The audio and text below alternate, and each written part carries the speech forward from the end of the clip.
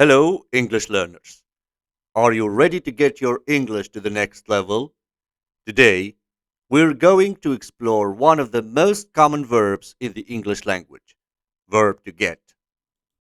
Whether you are a beginner or an advanced learner, you'll be surprised at the countless ways we can use this little word.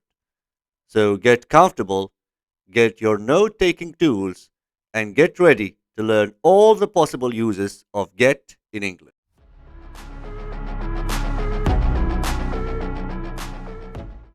First up, let's get into the basic meaning of get.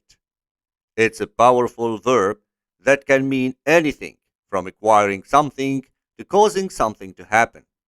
But don't worry, we'll get into all the nitty gritty details in just a moment. Are you excited? I sure I am. Let's get started. By the way, before we get too deep, let us know in the comments what your favorite English verb is. Is it get or maybe love, travel, or dance? I'd love to get to know you better.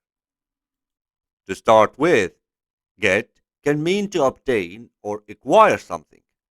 For example, you can get a new phone, get a job, or get a good deal at a store.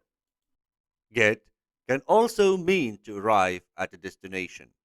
For example, you can get to a city or get to a party. Get can mean to become or start to feel a certain way. For example, I'm getting hungry. Let's find a restaurant. Another important use of the verb get is when you want to say that you understand something. For example, you can get a joke, get a concept, or get a reference. Get can mean to cause something to happen or someone to do something. For example, she got her kids to clean their room by promising a reward. Get can also be used to prepare or arrange something. For example, you can get ready, get dressed, or get a backpack. Get can also mean to start doing something. For example, you can get working, get exercising, or get playing. And these are just some of the many ways we can use get in English.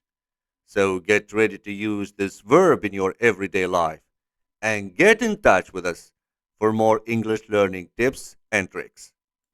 Thanks for watching and see you in the next lesson.